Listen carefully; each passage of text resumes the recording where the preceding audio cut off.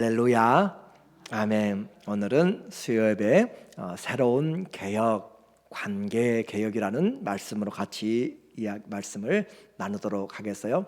제목이 좀 생소하고 은혜스럽지 않게 들리는 것 같아요. 축복이라든지 또 은사라든지 은혜라든지 각양의 복을 이야기해야 쏙쏙 들어올 건데 새로운 개혁이라고 이야기하니까 여러분에게 어떻게 들릴지 모르겠지만, 하나님의 말씀은 개혁한다는 것은 바꾼다는 거잖아요. 우리의 삶을 변화시키는 것이에요. 하나님의 말씀은 듣는 것으로 끝나지 않고 듣고 지키게 하라라고 하는 것이고, 삶이 변하는 것이 신앙생활입니다. 그래서 변하지 않으면 우리는 죽은 믿음과 같은 것이고, 가장 잘 변할 수 있는 시간이 바로 이 수요예배 시간이에요. 제가 말씀을 지속적으로 이렇게 강해를 하면서 여러분이 같이 이해하고 들을 때 이 말씀을 정확하게 알게 되기 때문에 그래요. 우리는 지금 성령의 충만이라고 하는 것을 지금 계속적으로 보는 가운데서 서로가 주님 안에서 서로 그리스도를 경외함으로 복종하라라는 것을 지금 이제 마지막을 보고 있는 것이죠. 서로 복종하는 것, 밖에 가서 하라는 것이 아니라 어디서부터 시작한다고 그랬어요? 가정에서부터 서로 복종이 시작한다고 그랬어요. 그래서 가정하면 떠오르는 것이 뭐예요? 부부죠. 그렇죠? 자녀는 없을 수 있어도 가정하면 부부가 가정이 되잖아요. 그래서 부부 사이에서부터 서로 복종하라라고 이야기를 시작을 했습니다. 우리의 신앙은 바꾸는 개혁이라고 했어요. 그래서 남편은 그리스도가 교회를 사랑같이 온 몸으로 온 헌신적인 것으로 그렇게 사랑해야 되고, 또 교회는 그리스도를 사랑하듯이 존경하듯이 그렇게 복종해야 된다라고 순종하라고, 그렇게 아내들이여 그 남편에게 순종하라라고 이야기했어요.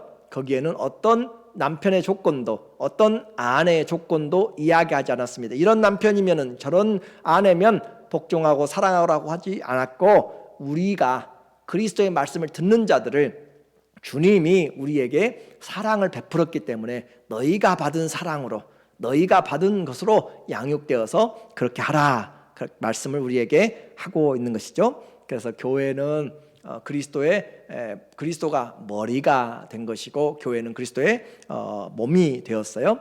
우리의 수준, 가정에서의 그 부부 생활의 수준도 내 믿음의 수준이라고 우리가 생각하면 돼요. 만약에 안 믿는 사람인데요, 예수님과 안 믿는 사람과의 그의 사이의 수준이라고 생각하면 됩니다. 그러니까 우리가 왜 그렇게 부부싸움을 많이 해요? 우리의 믿음이 그렇게 성숙하지 않았기 때문에. 한 사람 안 믿는데요, 그것은 바로 예수님과 세상과의 차이니까 그렇게 이해하면 돼요. 모두가 다 우리가 치고받고 싸운다, 우리 믿음의 수준이 그만큼 약하다라고 하는 것을 생각하면 되죠.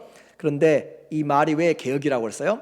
당시에는 부부에게 있어, 남편에게 있어서 아내를 사랑하고 헌신하도록 그렇게 목숨까지 내어주고 사랑하라고 하는 것은, 아내에게 향한 남편들은 그런 사랑을 절대 요구받지 않는 시대였기 때문에 그렇습니다. 아내들은 복종하는 그런 관계였기 때문에 그래요. 그래서 시대에서 너무나 기가 막힌 그런 지금 말씀을 하고 있는 사건이에요. 그래서 우리는 예수님 안에서 새로운 신분을 가지고 있지만, 그 새로운 신분은 이제 새로운 관계를 또한 요청을 하고 있습니다. 예수님 믿으면 삶이 변해야 돼요. 남편에게, 아내에게부터 시작해서 삶이 변해야 된다라고 주님은 우리의 삶을 말씀해요. 내가 누구에도 상관없어요. 내가 주님을 믿고 있다면, 예수님을 주인으로, 예수님을 나의 왕으로 그리스도로 믿고 있다면 내가 변해가야 돼요. 내 생각이 변해가야 되고 내 말이 변해가야 돼요. 예수님을 오래 믿어도 그 말투, 그 말하는 것들이 똑같다면 우리는 주님을 슬프게 하는 것이에요. 주님을 슬프게 하는 사람들이 아니라 주님을 기쁘시게 하는 것은, 우리는 말이나 일이나 무엇을 하든지 그리스도 이름으로 하기 때문에 감사하고 또 사랑하는 말로 그렇게 하자고 이야기했죠. 자, 그래서 나만의 이런 문제가 아니라 우리는 세상의 관습까지 그리스도를 사랑하는 사람들, 교회가 바꿔나가는 것이. 교회 갔더니 남편이 바꿔졌어요. 교회 갔더니 아내가 바꿔졌어요. 그게 바로 교회에서 배우는 거잖아요. 그렇게 사랑을 몰랐던 사람이 교회 가서 사랑에 대해서 이야기를 하게 되고 와서 하지 않을 일들을 하게 되고 그것이 변하는 거잖아요.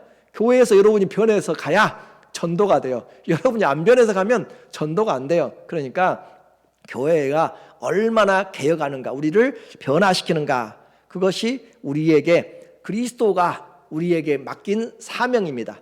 사명 어떻게 해요? 문화를 바꾸는, 문화를, 이 세상의 가치관을 바꾸는 것이에요. 세상에서 어떻게 해요? 섬김을 받는 자들이 높다고 그랬잖아요. 그죠? 섬김을 받고 왕된 자들 섬기려고 해요. 그러나 너희는 내가 말하노니 어떻게 해요? 첫째가 되려거든 종이 되라 그러잖아요. 그리스도인들이 가는 곳은 어디를 가는 거예요? 섬김을 받으러 가는 것이 아니라 섬기러 가는 것이에요. 부엌으로 가도 섬기러 가는 것이고, 전도를 가도 섬기러 가는 것이고, 성경 공부를 해도 섬기러 가고, 선교를 해도 섬기러 가고, 청소를 해도 섬기러 가고, 어디 가든지 어디요? 섬기러 가는 거예요. 섬기러.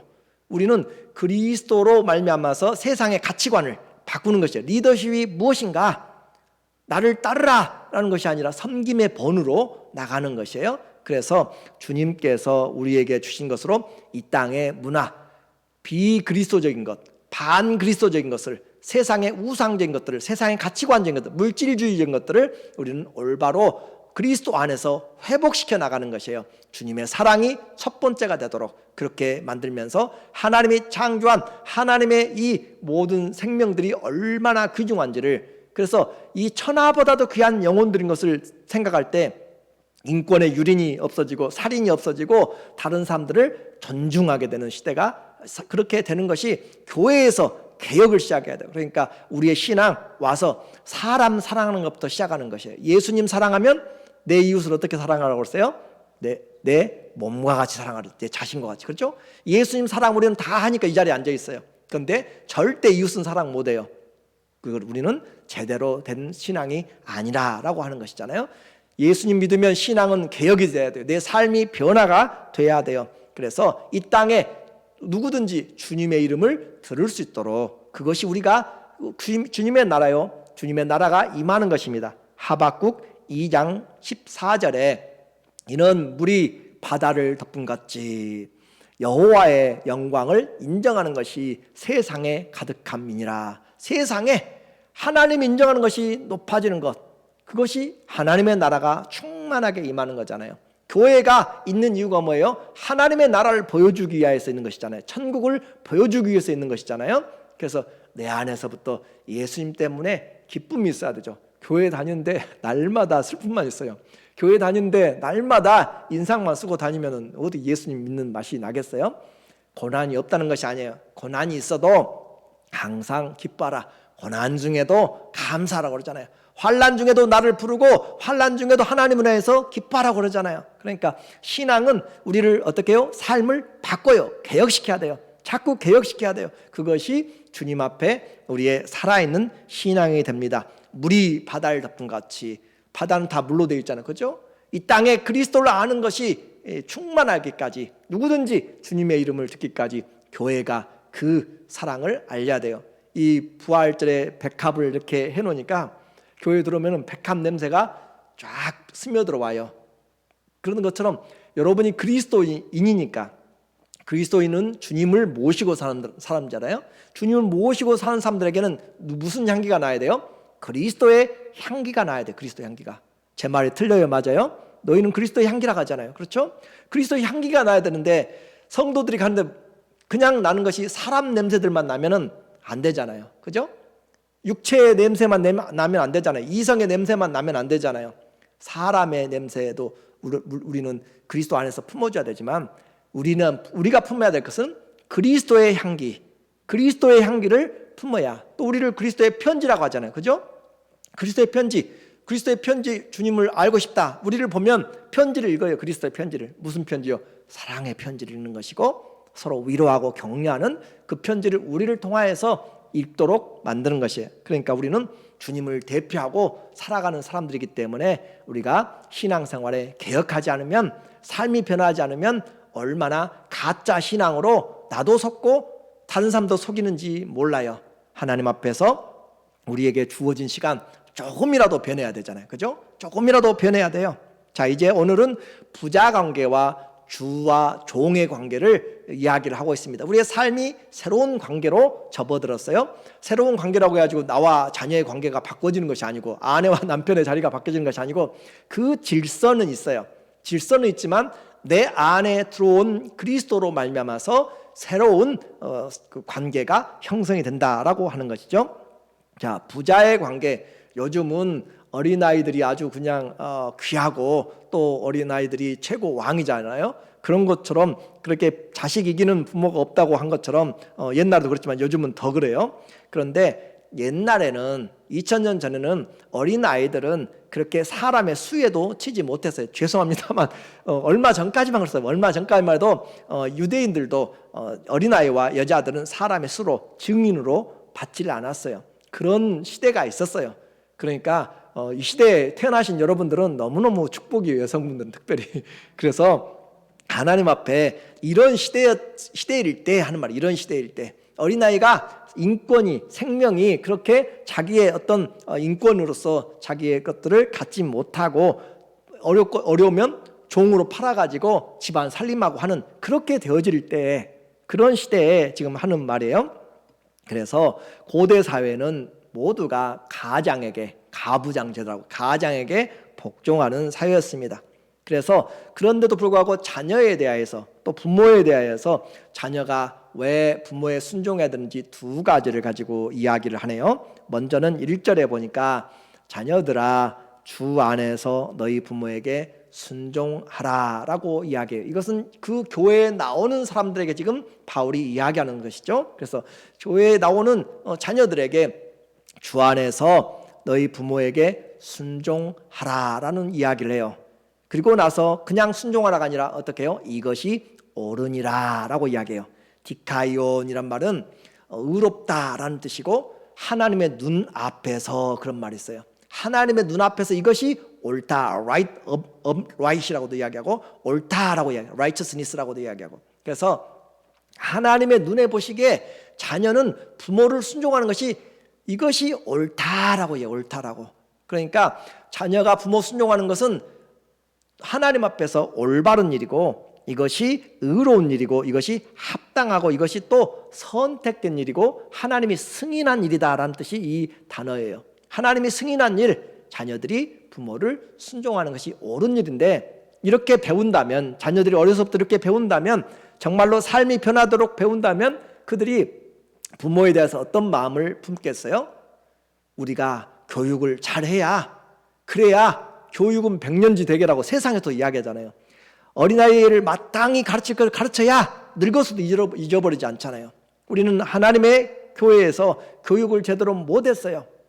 그러므로 이 시대가 교회가 맞이하고 있는 것들이고, 중고등학교만 지나가면 다 세상으로 나가서 주 앞에 돌아오지 않는 것이고, 오늘 우리가 본이 되지 못한 신앙 때문에 부모들이 잘못한 것들이죠. 그리고 또 하나님은 이야기해 2절에 내 아버지와 어머니를 공경하라. 이것이 약속이 있는 첫 계명이니, 부모를 공경하면 하나님이 약속을 주셨어요. 약속을. 이것이 올바른 일임에도 불구하고 당연히 할 것에다가 뭘 줬다고요? 보너스로 약속을 줬다. 약속을. 하나님이 당연히 해야 될 일에 뭘 줬어요? 상을 줬어요. 상을. 어떤 약속이요? 이로써 네가 잘되고 땅에서 장수하리라. 잘되고 장수하는 일반 축복을 하나님이 이 부모를 공경하는 자녀들에게 주셨습니다. 이제 부모로서 생각해 봐야 돼요.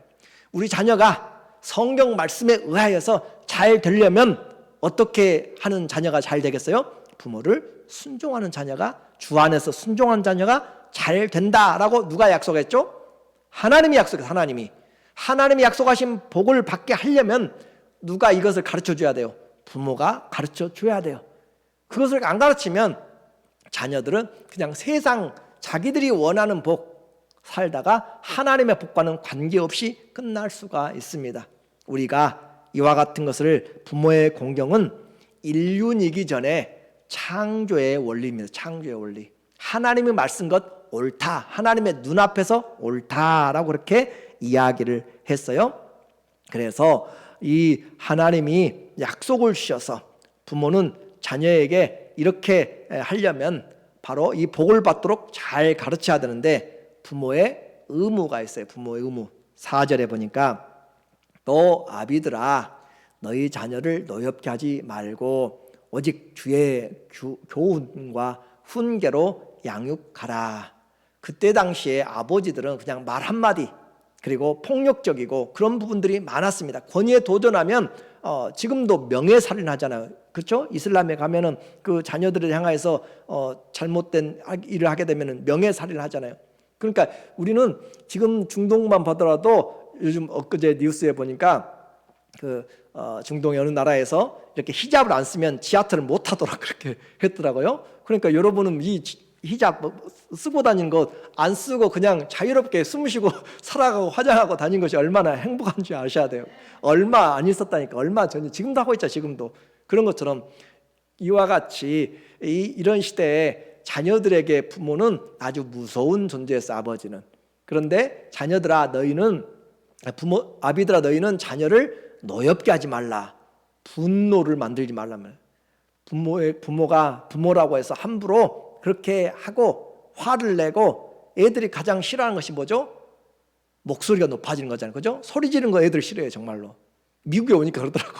한국에서는 안 맞는 것이 중요하고 미국에 오니까 소리 안 지르는 것이 중요하고 그런 것 같아요. 그런 것처럼 노엽게 하지 말라. 분노를 만들면 아이들의 그 마음에 쌓이게 되고 화가 분노가 쌓이게 되고 반항심이 커지게 되기 때문에 그래서 이 크리스찬의 아비들은 크리스찬의 부모들은 자녀를 노엽게 하는 것 잘못된 것은 분명히 이것 때문에 너가 잘못했다라고 그렇게 꾸짖고 잘못된 것은 그렇게 회초리를 들라고 이야기해요.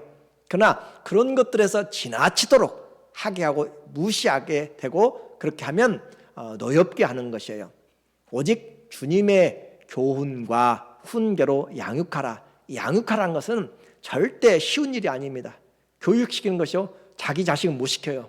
그렇죠? 정말 쉽지 않아요. 그런데도 불구하고 주님이 맡겨주신 선물이기 때문에 하나님 앞에 부모가 더 기도하면서 해야 돼요. 부모 말 잘 안 들으니까 어떻게 해야 돼요? 부모가 본을 보여야 되잖아요. 그죠?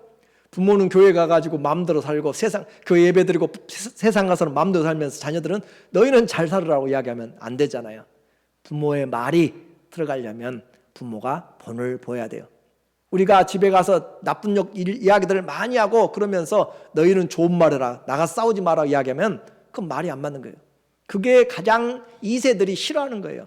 왜 이 한인교회들은 또 왜 교회들은 가서 그렇게 다투고 부모들은 그렇게 다투면서 우리한테는 교회 가라고 이야기하는가. 가면서 배우는 것이 없다. 배우는 것이. 그런 말 들을 때 참 우리의 아픔이잖아요. 한번 여러분이 보세요. 교회 중에서 다투지 않는 교회들이 얼마나 많은가요? 다투는 교회가 많은가요? 참 이상하잖아요. 사단이 그렇게 교회를 바꿔버리잖아요. 지금 교회는 하나 되고 하나 된 것을 힘써 지키고 그리스도가 머리가 되고 우리가 몸이 되어서 정말 서로가 사랑으로 껴안아주고 위로하면서 격려하고 모이기를 힘쓰면서 신령한 교제로 그렇게 형제가 함께 모여 동거함이 얼마나 아름다운고 시온산에서 이슬이 내린 것처럼 이 아론의 수염에서 내리는 그 하나님의 기름 부으심이 축복이 이것이 곧 영생이라 할 정도로 형제 자매가 동거함이 이와 같이 그리스도 안에서 함께 신앙생활하는 것이 아름답고 귀한데 교회마다 지금 사단이 다 뒤집어 놓잖아요. 다 뒤집어. 그래서 내가 원하는 대로 하려고 교회를 그렇게 바꾸도록 교육이 안 되니까 내가 제대로 신앙생활이 안 되니까 내 마음대로 안 되면 뒤집고 내 마음대로 안 되면 데리고 나가고 내 마음대로 안 되면 또 다른 일을 벌이고 그게 교회가 되어버린 거잖아요. 좀 아픈 이야기지만 우리가 바로 배워야 되잖아요. 그죠? 우리가 교회를 바로 세우지 못하면 자녀들을 놓친다니까요. 우리도 놓치고요. 교회가 무너져요. 하나님의 나라가 무너져요. 그래서 하나님 앞에서 우리는 부모들이 본을 보이지 않으면 자녀들에게 100마디 해도 먹혀 들어가죠. 그 자리에서는 어떻게 대답할지 몰라도 돌아왔으면 행하지 않습니다. 부모의 자리가 권리의 자리만이 아니라 책임의 자리예요. 무거운 자리입니다. 그러므로 그 자리 때문에 하나님께 기도해야 돼요. 주님, 어떻게 해야 내게 맡겨주신 이 선물에게, 이 자녀에게 복음을 넘겨줄까요? 어떻게 해야 그 영혼을 하나님 앞에 세울까요? 정말로 눈물 흘리지 않고 아니면 마음에 괴로워하지 않으면 우리는 그냥 지나가고 말 것이에요. 하나님 앞에서 아직도 기회가 있습니다. 갈수록 힘들어지는, 떨어져 살고 어려워지는 그런 시대에도 그러니까 더 하나님의 사랑이 우리에게 와야 되고 우리도 그 사랑의 통로가 돼야 되죠. 다시 한번 안아주시기 원합니다. 다시 한번 사랑한다고 해주시고 하나님이 너를 사랑한다고 그렇게 이야기해 주시면서 우리와 대화의 문들을 열어나가고 그리고 주님의 교훈과 훈계로 해야 되는데 주님의 교훈을 몰라요 우리가. 그렇잖아요. 교육하고 싶어도 주의 말씀을 몰라가지고 어떻게 하질 못하면 안 되는 것이기 때문에 그래서 선생의 자리가 무거운 것처럼 부모의 자리도 무겁고 그 자리가 귀중한 것이에요. 하나님 앞에 자녀에게 순종만 받을 것이 아니라 우리가 잘 가르쳐야 된다는 그 책임감이 더 무겁다는 것을 오늘 우리는 알아야 됩니다. 하나님 앞에 신앙은 어떻게 해요? 삶이 개혁되는 것이에요. 삶이 변화되는 것이에요. 조금이라도 변화되어야 되는 것이에요. 그래서 나중에 여러분이 자녀를 위해서 축복해 주면서 그 목사님의 기도보다 어느 누구보다 내가 만난 하나님을 전해줄 수 있는 것이 그것이 아브라함의 하나님, 이삭의 하나님, 야곱의 하나님을 그렇게 이야기하는 거잖아요. 그래서 바로 내 기도가 내 조부의 축복보다 더 크다라고 그렇게 야곱이 이야기하는 것처럼 하나님을 여러분이 하나님 말씀을 배우고 주님과 함께하면서 본을 보이는 삶, 이것이 바로 우리가 가르쳐줘야 돼요. 주의 말씀을 가르치지 않으면 자녀들은 세상 다 열려져 있습니다. 인터넷부터 시작해서 학교에서부터 시작해서 회사에서 전부 세상 가치관으로 가득 차 있는 그들에게 정말 이 영적인 전쟁이 어떻게 해야 될지 암담한 시대가 되어버렸어요. 하나님 말씀을 가르치지 않으면 세상 가치관으로 가득 차서 하나님 말씀은 시도 안 먹혀 들어갑니다. 바늘로 찔러도 안 들어갈 정도로 그렇게 이제 세상 문화로 사단의 그런 그 마인드로 바꿔져 볼 수가 있어요. 세상 지식으로 끝나면 안 됩니다. 세상 윤리로 끝나면 안 됩니다. 우리는 하늘의 지혜와 영원한 진리를 가지고 있고 또 참 지식을 가지고 있습니다. 그걸 하나님 앞에 기도해야 돼요. 하나님 어떻게 해야 자녀들에게 주의 훈계로 양육할 것입니까? 지혜를 주세요. 주님 지혜를 주세요. 솔로몬이 그 백성을 잘 통치하지 못하니까 지혜를 구하는 것처럼 우리도 하나님 우리의 커가는 자녀들 이미 커버린 자녀들을 어떻게 가르칠 수가 없습니다. 주님 지혜를 주세요 라고 그렇게 기도해야 될 줄로 믿습니다. 이제 우리에게 또 하나는 주와 종, 주인과 종, 더 다른 말로는 노예라고 이야기할 수 있고 슬레이브라고 할 수 있고 또 하나는 서번트라고 이야기했었는데 여기 종은 둘로스라고 하는 노예를 이야기를 하고 있습니다. 그래서 주종의 관계 이와 같이 주종의 관계는 항상 어렵죠. 그렇죠? 주인과 종의 관계는 어려워요. 진짜로 가장 인간 중에서 가장 악한 그런 제도가 바로 노예제도라고 우리가 할 수 있는 것처럼 이 관계는 참 어렵습니다. 상명하복이죠. 위에 사람의 명령에 절대 복종하는 것이 이 주종의 관계예요. 그런데 이와 같은 주종의 관계를 주님은 지금 개혁시키고 있습니다. 이 시대는 예를 들어서 직장과 또 상사와 또 밑에 있는 직원과의 관계도 요즘은 많이 오픈돼 가지고 직장에 있는 아랫사람들에게 잘못 사장이 하게 되면 엄청난 그런 손해를 입게 돼요. 6일 전의 일입니다. 드레드락이라고 하는 흑인 머리들 있잖아요. 그런 머리 스타일로 인해서 현대 회사 조지아 알라바마에 있는 그곳에서 그 여자를 이렇게 해고를 했더니 그것을 법원에 소송을 해서 81만 불의 인권 차별이라고 해서 인종 차별로 그렇게 해서 81만 불의 배상이 되었어요. 그렇게 이 시대는 좀 바꿔졌잖아요, 과거하고. 그런데 당시에는 전혀 이와 같은 것이 있을 수가 없는 그런 시대였습니다. 교회는 세상의 질서를 지금 한꺼번에 바꾸자는 것이 아니라 하나님의 말씀이 들어가면 바꿔지는 것이에요. 하나님 말씀이 들어가면 바꿔지게 되는 것입니다. 그래서 하나님의 자녀로 더 성실하게 살라라고 이야기해요. 그래서 그리스도인들은 이 세계관을, 이 세상을 바라볼 때 어떻게 새로운 관계를 이끌어 나갈 것인가 라고 하는 거죠. 그래서 종들의 세계관을 개혁시키는 하나님의 말씀이 바로 오늘 5절과 6절이에요. 5절에 보니까 종들아 두려워하고 안 그래도 두렵고 무서운데 두렵고 떨며 성실한 마음으로 육체의 상전에게 순종하기를 누구에게 하듯 하라고 그래요? 그리스도께 하듯 하라라고 이야기해요.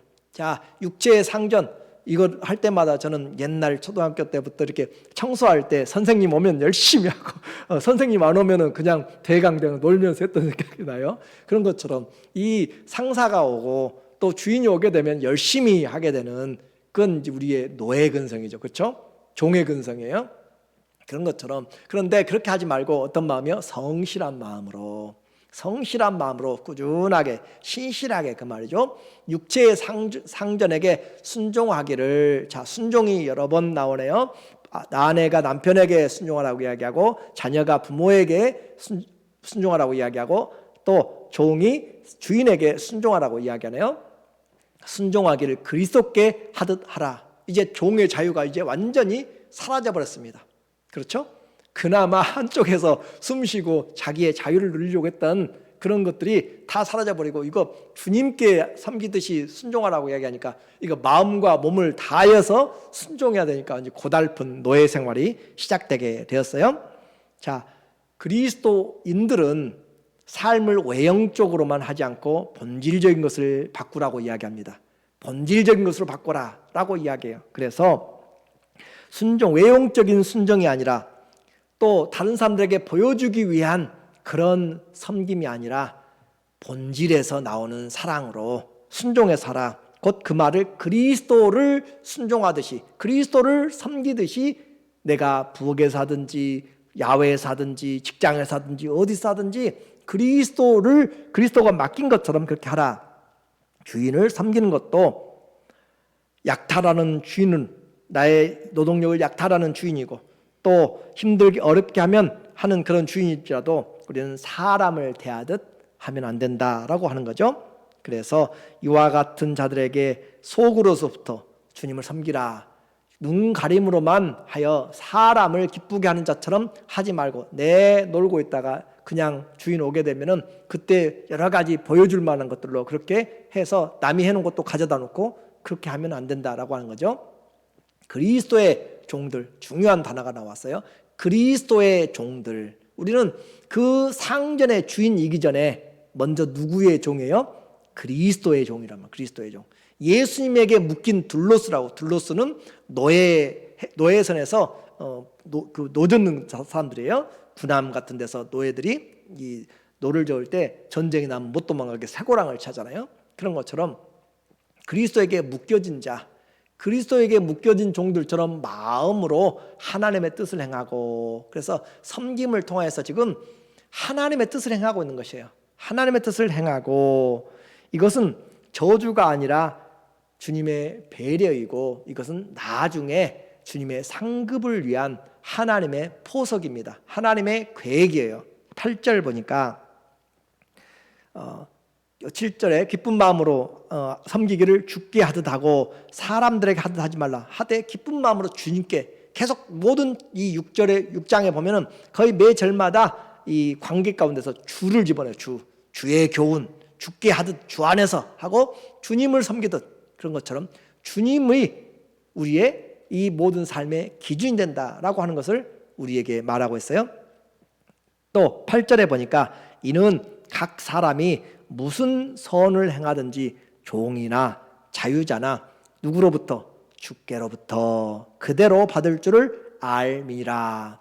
이건 누구든지 주께로부터 그대로 받는다. 자, 내가 억울하고 힘들게 정말 꼬장꼬장한 주인 만나가지고 했어요. 주님이 아실까요? 모를까요? 알아요.